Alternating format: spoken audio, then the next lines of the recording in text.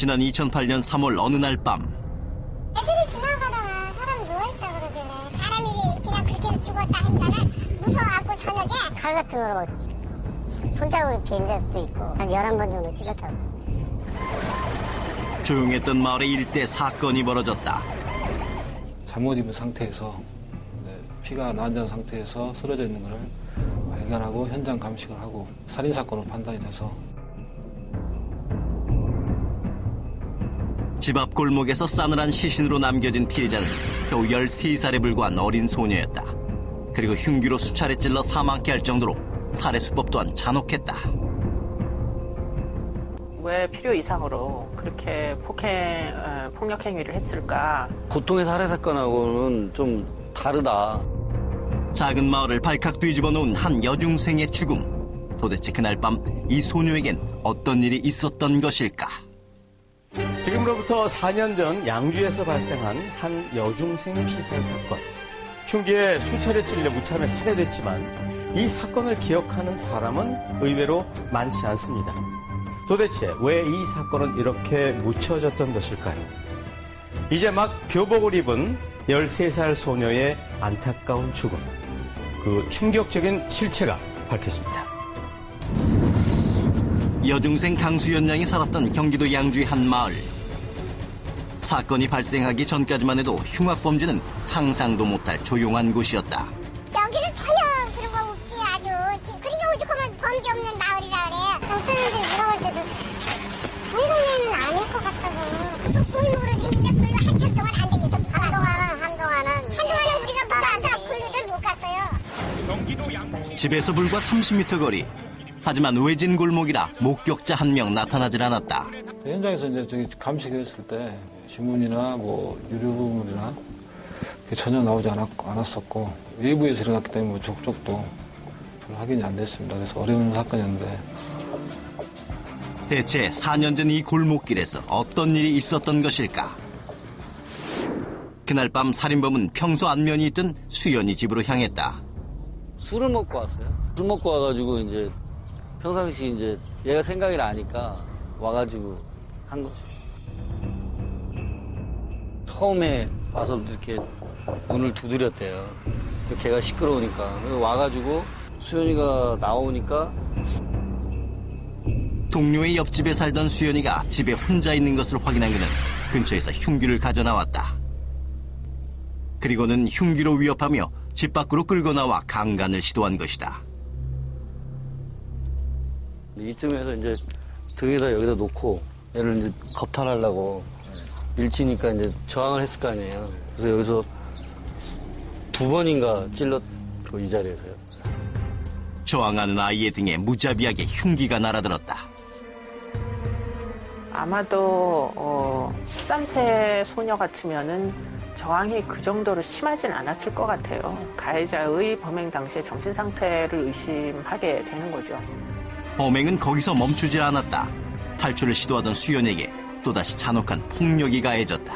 나서 막 뛰어가면서 살려주세요 하면서 가다가 여기서 잡혀가지고 여기서 13번 정도 더 찔린 거예요. 강간을 실패를 하게 돼서 결국에는 자신이 예상하지 못하던 상황이 전개됐기 때문에 폭력의 수위가 더 높아졌을 수는 얼마든지 있죠. 근처에서 살인의 흔적을 지운 그는 유유히 사건 현장을 벗어났고 그때 그를 본 사람은 아무도 없었다. 아무런 이유 없이 누군가의 욕정으로 무고하게 희생된 13살 강수현 양. 이제 갓 중학교에 입학해 한창 공부에 욕심내기 시작한 평범하고 꿈 많은 한 소녀였다. 되게 이뻐요. 착하고. 공부도 잘하고 그랬대. 걔 아주 공부 잘했대요. 되게 똘망똘망한 친구고요. 학교 가가지고 뭐 친구들도 새로운 친구들도 사귀고 뭐 반장인가 됐다고 들었거든요. 학교에서. 그래서 엄마한테 와가지고 자랑하고 엄마 나 이제 반장도 되고 그래서 뭐 기분 좋아 그러고 갔다가 사고 난 거예요. 유일한 단서는 현장에 남아있던 수연이의 혈흔뿐. 다른 증거가 나오지 않아 사건은 미궁으로 빠지는 듯했다. 3일째 되는 날 이제 더 이상 수사할 진전할 게 좀 많이 없어가지고 이제 원초적으로 한번 현장을 한번 주변을 사살 수색을 해보자. 주변 탐문 수사에 나선 경찰. 먼저 동네에는 수많은 공장들이 들어서 있었고 자연히 외국인 근로자들의 왕래가 잦았다. 그 와중에 이제 100m 떨어진 공장 기숙사에서 그 혈흔이, 신발에 묻은 혈흔이 나와서 이번 사건의 중요한 단서가 된 겁니다. 수연이 집 근처의 한 외국인 근로자 기숙사. 이곳 현관에서 혈흔이 묻은 신발이 발견됐고 국과수 의뢰 결과 수연이의 것으로 최종 확인됐다. 그리고 사건 당일 살인범의 행방이 CCTV에 고스란히 담겨져 있었다. 부정할 수 없는 결정적 증거였다. 가방 같은 걸 가지고 간 부분이 확인돼서 가방에 이제 나중에 조사를 해보니까 옷도 담겨져 있었고 당시 흉기로 사용했던 칼도 그 안에 담았다가 근처 하천에다 버렸습니다. 결국 경찰이 제시한 증거 앞에 자백을 한 용의자. 그렇게 사건 발생 4일째 수연이의 장례식 날에 살인범이 전격 검거됐다.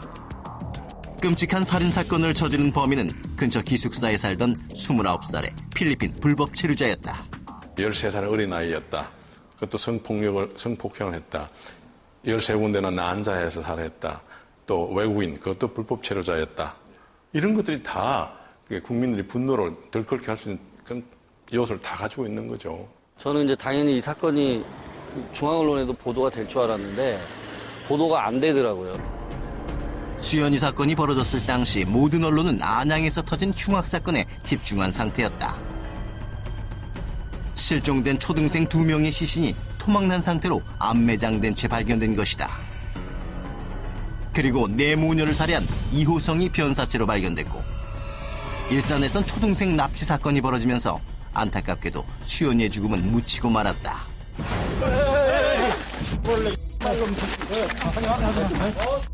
검거 며칠 뒤 양주에선 현장 검증이 있었고 태연자약한 그의 태도는 주민들의 분노를 샀다. 태연하게 했어요. 아주 뭐 죄의식도 없이 다 그대로 다 뻔뻔하게 다 하고 있더라고요. 아무 말도 그냥 끌고 갔다? 그냥 알고. 그럼 여기 여자가 실타자가 있어? 있어.